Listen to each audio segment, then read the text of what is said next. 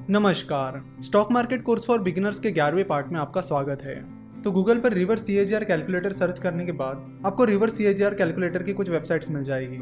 जैसे कि हम यहाँ पर क्लिक कर रहे हैं cagrcalculator.net। यहाँ पर 2-3 चीज़ें आपसे पूछी जाएगी कि स्टार्टिंग वैल्यू यानी इनिशियल इन्वेस्टमेंट कितनी है, उस पर कितना सीएजीआर मिला है, नंबर ऑफ पीरियड क्या है, और बाद में हम उसकी फ्यूचर वैल्यू कैलकुलेट करेंगे। चलो तो आपको बता दूं कि हम यहाँ पर क्या कर रहे हैं।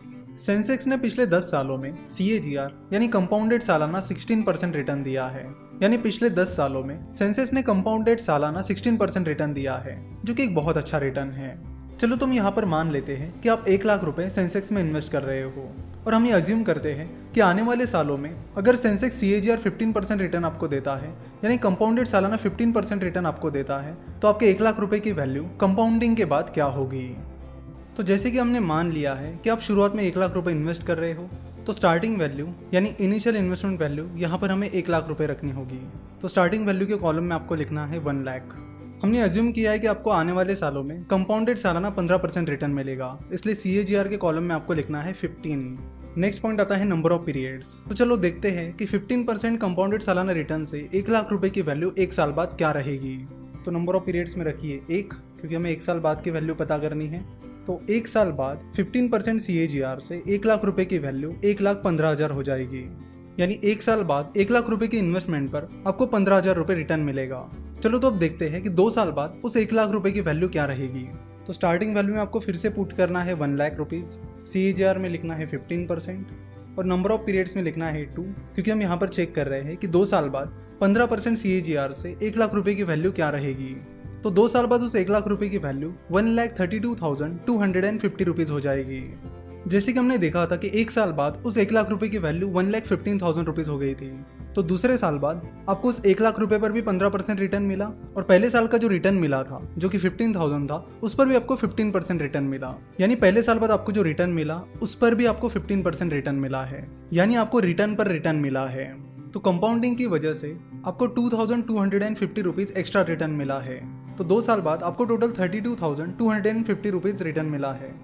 तो तीसरे साल बाद की फ्यूचर वैल्यू जब आप निकालोगे तो आपको 1 लाख रुपीज़ पर भी 15% रिटर्न मिलेगा, और 2 साल बाद ये जो रिटर्न मिला है 32,250 रुपीज़, इस पर भी 15% रिटर्न मिलेगा। और इसी तरह कंपाउंडिंग काम करता है, यानी रिटर्न पर रिटर्न। यानी पहले आप जो पैसा इन्वेस्ट करते हो उसका रिटर्न भी आपको मिलता है, और इनिशियल अमाउंट पर ये जो रिटर्न मिला है उस रिटर्न पर भी आपको रिटर्न मिलता है, और यही कंपाउंडिंग की ब्यूटी है। तो इसी तरह आप आने वाले सालों की फ्यूचर वैल्यू निकालोगे तो 28 साल बाद आपके 1 लाख रुपए की इनिशियल इन्वेस्टमेंट 50 लाख हो जाएगी। यानी आपके 1 लाख रुपए की इन्वेस्टमेंट 15% सीएजीआर रिटर्न से 28 साल बाद 50 लाख रुपए हो जाएगी। यानी आपकी इनिशियल इन्वेस्टमेंट 15% सीएजीआर रिटर्न से 28 साल में 50 गुना बढ़ गई है। इसी तरह आप 28 साल के बाद भी आपके 1 लाख रुपए की इनिशियल इन्वेस्टमेंट की फ्यूचर वैल्यू निकालोगे तो आपको पता चलेगा कि 33 ईयर्स बाद आपके 1 लाख रुपए की इन्वेस्टमेंट 1 करोड़ हो जाएगी। यानी 1 लाख रुपए की इन्वेस्टमेंट 50 लाख होने में आपको 28 साल लगे, और उसके बाद और 50 लाख रुपए जुड़ने में सिर्फ 5 साल लगे।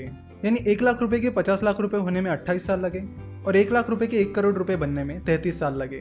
तो आप यहाँ पर देख सकते हो कि जैसे जैसे साल गुजरते जाएंगे आपके रिटर्न्स कितने तेजी से बढ़ते जाते हैं। तो इसे कहते हैं कंपाउंडिंग की पावर, और कंपाउंडिंग तभी काम करती है जब आपके इन्वेस्टमेंट लॉन्ग टर्म हो। तो हमने यहाँ पर देखा कि 1 लाख रुपए की इन्वेस्टमेंट 15% सीएजीआर से कैसे बढ़ती है। तो ये 1 लाख रुपए की इन्वेस्टमेंट तो वन टाइम इन्वेस्टमेंट थी। अगर यही 1 लाख रुपए की इन्वेस्टमेंट हर साल की जाती, यानी हर साल 1 लाख रुपए इन्वेस्ट किए जाते, तो उसकी एक बहुत ही बड़ी टोटल अमाउंट निकल कर आती। मिस्टर वॉरेन बफेट जब भी इन्वेस्टमेंट करते हैं वो बहुत ही लॉन्ग टर्म इन्वेस्टमेंट करते हैं, क्योंकि वो चाहते हैं कि कंपाउंडिंग उनके फेवर में काम करे। यानी वो चाहते हैं कि उनकी इनिशियल इन्वेस्टमेंट पर भी उन्हें रिटर्न मिले, और उनके रिटर्न के रिटर्न पर भी उन्हें रिटर्न्स मिलते रहे। उन्होंने 1987 में कोका कोला में इन्वेस्ट किया था, और अभी भी वो उसे होल्ड कर रहे हैं, और उनके लगभग सारे इन्वेस्टमेंट्स बहुत ही लॉन्ग टर्म रही है, जिसमें उन्हें कंपाउंडिंग का बहुत फ़ायदा मिला है। हम चाहते थे कि स्टॉक मार्केट इन्वेस्टमेंट शुरू करने से पहले आपको कंपाउंडिंग के बारे में पता चले, ताकि आप इसका यूज़ अपने फेवर में कर सके, और इसीलिए हमने काफ़ी ज़्यादा फोकस देकर ये टॉपिक यहाँ पर कवर किया है। आशा करता हूँ कि आपको ये लेक्चर पसंद आया होगा। स्टॉक मार्केट के बारे में और जानकारी के लिए आप हमारी वेबसाइट www.finnovations.com विजिट कर सकते हो। हमसे जुड़े रहने के लिए आप ज़रूर हमारे फेसबुक, ट्विटर और इंस्टाग्राम पेज को फॉलो कीजिए। हमसे जुड़े रहने के लिए आपका बहुत बहुत धन्यवाद।